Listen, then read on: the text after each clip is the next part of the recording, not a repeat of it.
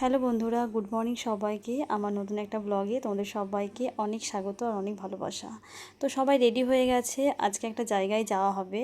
তো একটা অন্নপ্রাশনের নিমন্ত্রণ আছে, তো ননদ যাবে, বড় যা যাবে, মেজো যা যাবে, শুধুমাত্র আমিই যাব না। তো মেজো যা এখানে খুব সুন্দর করে সেজে নিয়েছে, দেখতেই পাচ্ছ, মাথায় ফুল টুল দিয়ে বেশ ভালোই লাগছে। সবাই রেডি, আর ওদের গাড়িও চলে এসেছে।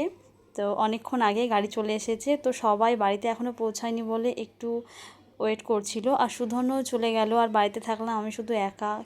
কি অবস্থা দেখো। আর এখানে সব রান্না করব, মাছের ঝোল, শাক, পাঁচ তরকারি, কারণ আমি আর মা শুধুমাত্র বাড়িতে আছি, তোমাদের দাদাভাই তো নেই। তো ওরা চলে গেছে। এখানে রান্নাও আমি বসিয়ে দিয়েছি, কারণ আমাদেরও আজকে একটা নিমন্ত্রণ আছে। আর বিকেলের দিকে প্রচুর পরিমাণে একটু বৃষ্টি হচ্ছিল, তাই ভাবছিলাম যে নিমন্ত্রণ বাড়িটায় যাওয়া হবে কি না। আর আমিও সন্ধ্যাবেলায় রিসেপশানে যাওয়ার জন্য রেডি হচ্ছি, আর শাড়িটা পরে এলাম মেজদির সাথে, কারণ মেজদিরা সন্ধ্যার আগেই বাড়ি চলে এসেছিলো, খুব তাড়াতাড়ির মধ্যে চলে এসেছে। আর এই মালাটা পরেছি, আর এর সাথে একটা ম্যাচিং করে কানের পরবো। তো তার আগে মাথাটাকে আগে আঁচড়ে নিব। আর এই কানেরগুলো কিনেছিলাম কিছুদিন আগে, তো এটাই পরে নিলাম, দেখো আমাকে কেমন লাগছে। আমি খুব বেশি হাই মেকআপ করতে পছন্দ করি না, আর আমি ভালো মেকআপ করতে পারিও না। আর চলে এসেছি আমরা বিয়ে বাড়িতে, বউয়ের কাছে চলে এসেছি, আর ওকে গিফট দেওয়া হয়েও গেল। তারপরে গিফট দিয়ে বাইরে এসেছিলাম, একটু কফি খাচ্ছিলাম, ফুচকা খাচ্ছিলাম।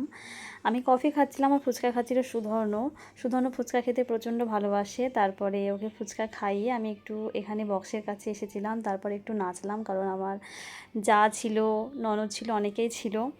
তারপরে একটু নাচা গানা করার পর আর তোমাদের দাদাভাই একটু ব্যস্ত লাগাচ্ছিল বাড়ি যাওয়ার জন্য, কারণ মা একা থাকবে, মেজদিরা খেতে চলে আসবে, আবার বৃষ্টি হবে তাও মনে হচ্ছে। আর খাবার টেবিলের কাছে চলে এসেছি, সুধন্য তো চিন্তায় মগ্ন, কী যে এত ভাব। আর এদিকে প্রচুর বৃষ্টি হয়েছিল, আমাদের ওদিকে সেরকম তো হয়নি। তারপরে বাড়ি এসে দেখছি অবাক কাণ্ড, আমার ঘরের ভেতর একটা বিষাক্ত সাপ ঢুকেছে। তো তোমাদের দাদাভাই আজকে ছিল বলে সাপটাকে একটু তাড়াতাড়ির মধ্যে বার করতে পেরেছে।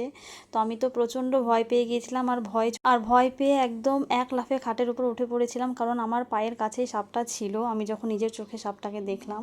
তো যাই হোক, সাপ বের করে সমস্ত সমস্যার সমাধান হয়েছে। আর এই দেখো হাওয়াতে চুলগুলো কেমন হয়ে গেছে বুঝতেই পারছো। তো আজকের মতো এই পর্যন্তই বন্ধুরা, আবার কালকে দেখা হবে নতুন একটা সকালে নতুন একটা ব্লগ নিয়ে। গুড নাইট সবাইকে।